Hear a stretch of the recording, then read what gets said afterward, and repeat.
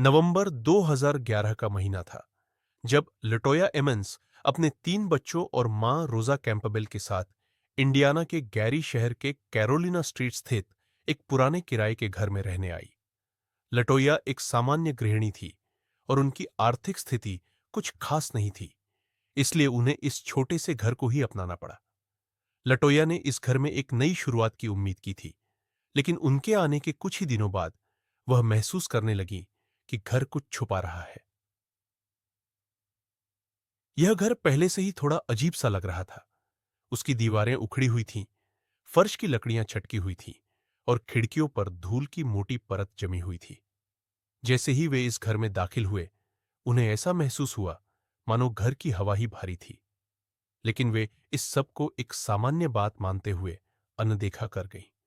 हालांकि पहले कुछ हफ्ते सही गुजरे। परिवार के बच्चे नई जगह के माहौल में ढलने लगे थे और लटोया भी अपने घर की व्यवस्था में व्यस्त थी। लेकिन यह शांति बहुत दिनों तक कायम नहीं रही। दिसंबर 2011 के मध्य में एक दिन लटोया की मां रोजा ने घर के बाहर कुछ अजीब देखा।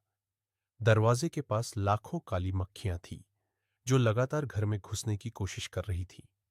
कड़कड़ाती सर्दी के मौसम में मक्खियों का इस तरह से बाहर होना बेहद असामान्य था, क्योंकि सर्दियों में मक्खियां ज्यादातर समय गर्म जगहों पर चली जाती हैं। यह घटना रोजा के लिए असामान्य थी, लेकिन उन्होंने इसे नजरअंदाज कर दिया। लेकिन जल्द ही मक्खियों का हमला और बढ़ गया। कुछ ही दिनों में ये मक्खियां पूरे घर में फैल गईं। वे खिड़कियों, दरवाजों और दीवारों पर जगह जगह बैठने लगी। लटोया ने कई बार उन्हें मारने की कोशिश की, लेकिन मक्खियां बार बार वापस आ जाती थी। इस घटना ने लटोया को चौंका दिया और वे इसे लेकर परेशान रहने लगी। कुछ ही दिनों बाद लटोया ने घर के बेसमेंट से अजीब आवाजें सुनी। रात के समय जब सब सोने चले जाते थे, तब उसे बेसमेंट से किसी के चलने की आवाजें सुनाई देती थीं। पहले उन्होंने सोचा कि शायद उनका वहम है या हवा का शोर है, लेकिन यह आवाजें हर रात सुनाई देने लगी।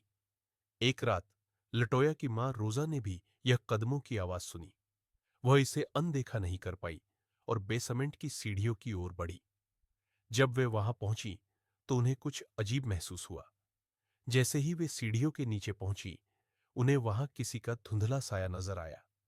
रोजा डर गई और तुरंत वापस ऊपर आ गई। उन्होंने लटोया को यह बात बताई, लेकिन लटोया ने इसे एक भ्रम मानकर बात को टाल दिया।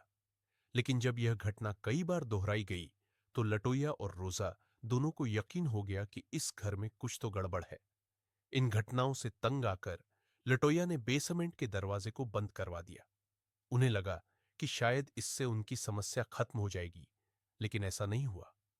कदमों की आवाजें अब भी रात के समय सुनाई देती थी और लटोया के लिए यह सब सहना मुश्किल हो रहा था। धीरे धीरे इन घटनाओं का असर लटोया के बच्चों पर भी दिखाई देने लगा। लटोया के 3 बच्चे थे। आर्यन, जो 12 साल का था, काव्या, 9 साल की, और सबसे छोटा विवान, जिसकी उम्र 7 साल की थी। उम्र केवल 7 साल थी। पहले काव्या में बदलाव दिखा। वह अचानक चिड़चिड़ी हो गई और उसकी नींद में बड़बड़ाने की आदत पड़ गई। कई बार वह नींद में चीखने लगती थी और जब लटोया उससे पूछती कि क्या हुआ, तो काव्या को कुछ भी याद नहीं रहता था। एक दिन जब लटोया रसोई में काम कर रही थी, तो उन्होंने देखा कि काव्या अचानक अपने कमरे से बाहर आकर बेहोश हो गई। यह घटना देखकर लटोया घबरा गई और उन्होंने तुरंत उसे डॉक्टर के पास ले जाने का फैसला किया। डॉक्टर ने काव्या का मुआयना किया, लेकिन उसे कोई शारीरिक समस्या नहीं थी। डॉक्टर ने इसे मानसिक तनाव का नतीजा बताया और कुछ दवाइयां दी। एक रात लटोया अपने कमरे में सो रही थी, तभी उन्हें काव्या के कमरे से किसी के रोने की आवाज आई। वह तुरंत अपनी मां के साथ वहां पहुंची और जो नजारा उन्होंने देखा, उससे उनकी रूह कांप गई। उनकी 12 साल की बेटी काव्या बेहोशी की हालत में हवा में लटकी हुई थी। लटोया ने तुरंत उसे नीचे उतारा और होश में लाने की कोशिश की। जब काव्या को होश आया, तो उसे इस घटना की कोई जानकारी नहीं थी। यह घटना बेहद भयावह थी और इसके बाद लटोया और उनके परिवार ने यह मान लिया कि उनके घर में कोई अदृश्य शक्ति है। इस डरावनी घटना के बाद लटोया और उनकी मां ने चर्च के पादरी से मदद लेने का फैसला किया। वे पास के चर्च में गए और पादरी माइकल मैगिनोट से आप बीती बताई। पादरी ने उनकी बात ध्यान से सुनी और बताया कि उन्होंने पहले भी इस घर के बारे में सुना था। पादरी ने बताया कि इस घर में कई वर्षों से शैतानी आत्माओं का वास है और वे यहां रहने वाले लोगों को परेशान करती है। उन्होंने लटोया से कहा कि इस घर में 200 से अधिक प्रेत आत्माओं का साया है और अगर वे जल्द से जल्द इस घर को नहीं छोड़ते तो उनकी स्थिति और खराब हो सकती है। हालांकि लटोया के पास घर छोड़ने का कोई विकल्प नहीं था। उनकी आर्थिक स्थिति ऐसी नहीं थी कि वे तुरंत कहीं और जा सकें। इसलिए उन्होंने पादरी से झाड़ फूंक की क्रिया करने की गुजारिश की। पादरी ने सहमति दी और अगले दिन लटोया के घर पहुंचे। उन्होंने पूरे घर में पवित्र जल छिड़कते हुए प्रार्थना की। जब वे घर के बेसमेंट में पहुंचे तो उन्होंने महसूस किया कि वहां की ऊर्जा बेहद नकारात्मक थी। पादरी ने पूरे घर में मंत्र पढ़े और आत्माओं को वहां से निकालने की कोशिश की, लेकिन इस प्रक्रिया के दौरान पादरी खुद बीमार हो गए। उन्हें ऐसा महसूस हुआ जैसे कोई अदृश्य शक्ति उन पर हमला कर रही हो। पादरी माइकल मैगिनोट ने घर में झाड़ फूंक करने की हर संभव कोशिश की, लेकिन वे घर की नकारात्मक ऊर्जा से पूरी तरह से छुटकारा पाने में सफल नहीं हो सके। झाड़ फूंक के बाद कुछ दिनों तक घर में शांति रही, लेकिन फिर से अजीब घटनाएं शुरू हो गईं। कदमों की आवाजें और धुंधले साए फिर से दिखाई देने लगे। लटोया और रोजा ने महसूस किया कि शैतानी शक्तियों का प्रकोप अब और भी उग्र हो गया है। एक रात जब लटोया अपने कमरे में सो रही थी तो उन्हें अचानक बिस्तर पर किसी अदृश्य शक्ति के दबाव का एहसास हुआ। ऐसा लगा जैसे कोई उन्हें बिस्तर से उठाने की कोशिश कर रहा हो। उन्होंने जबरन खुद को छुड़ाया और भागकर अपने बच्चों के कमरे की ओर दौड़ी। वहां पहुंचकर उन्होंने देखा कि काव्या फिर से बेहोशी की हालत में थी और उसके शरीर पर कुछ अजीब निशान थे। इस घटना के बाद बच्चों के व्यवहार में और भी भयानक बदलाव आने लगे। आर्यन, जो पहले सबसे शांत स्वभाव का था, अचानक बेहद हिंसक हो गया। वह अपने छोटे भाई विवान पर बार बार हमला करने लगा। एक दिन आर्यन ने खुद को एक कमरे में बंद कर लिया और दरवाजे के पीछे से डरावनी आवाजें निकालने लगा। जब लटोया और रोजा ने दरवाजा तोड़ा तो उन्होंने देखा कि आर्यन की आंखें बिल्कुल सफेद हो चुकी थीं और वह किसी अनजान भाषा में कुछ बड़बड़ा रहा था। यह देख लटोया पूरी तरह से टूट गई। उन्हें समझ में नहीं आ रहा था कि उनके बच्चों के साथ क्या हो रहा है। रोजा ने तुरंत फिर से पादरी से संपर्क किया और उनसे मदद की गुहार लगाई। पादरी ने लटोया को बताया कि अब मामला बेहद गंभीर हो चुका है और इस स्थिति से निपटने के लिए किसी बड़े धार्मिक अनुष्ठान की आवश्यकता होगी। पादरी माइकल मैगिनोट ने चर्च के कुछ अन्य वरिष्ठ पादरियों को बुलाकर इस मामले की गहराई से जांच करने का निर्णय लिया। उन्होंने घर की ऊर्जा का परीक्षण करने के लिए एक विशेषज्ञ को बुलाया, जो आत्माओं और नकारात्मक ऊर्जाओं का पता लगाने में माहिर था।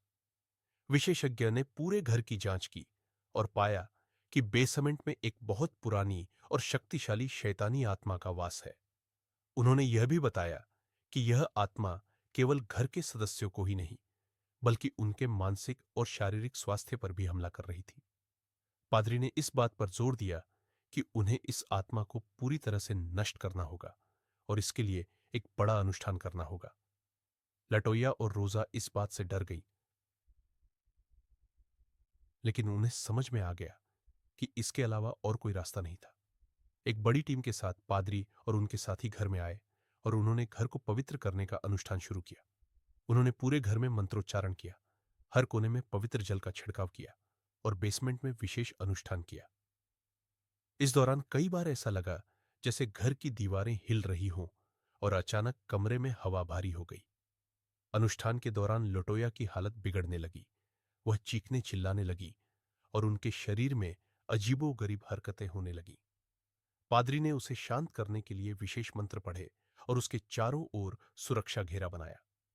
करीब 3 घंटे तक चलने वाले इस अनुष्ठान के बाद घर में एक अजीब सी शांति फैल गई।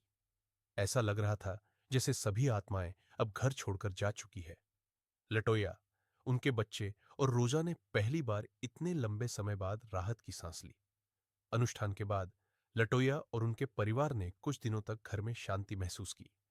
आत्माओं का कोई संकेत नहीं मिला और बच्चों का व्यवहार भी धीरे धीरे सामान्य होने लगा। हालांकि इस भयावह अनुभव के बाद लटोया और उनकी मां रोजा ने फैसला किया कि वे इस घर में और नहीं रह सकते। उन्होंने तुरंत घर छोड़ने की तैयारी शुरू की और कुछ ही हफ्तों में एक नए स्थान पर चले गए। इस डरावनी घटना के बाद लटोया और उनके परिवार ने अपनी जिंदगी को एक नए सिरे से जीना शुरू किया। वे नए घर में बस गए और धीरे धीरे पुरानी यादों को भुलाने लगे। हालांकि वे कभी भी उस भयानक घर के बारे में बात नहीं करते थे और न ही वहां होने वाली उन अजीब घटनाओं का जिक्र करते थे। लटोया को आज भी वह दिन याद है जब उन्होंने अपनी बेटी को हवा में लटकते देखा था। वह जानती थी कि वह सब कुछ भले ही बीत चुका हो, लेकिन उसकी यादें हमेशा के लिए उनके दिल और दिमाग में बसी रहेंगी।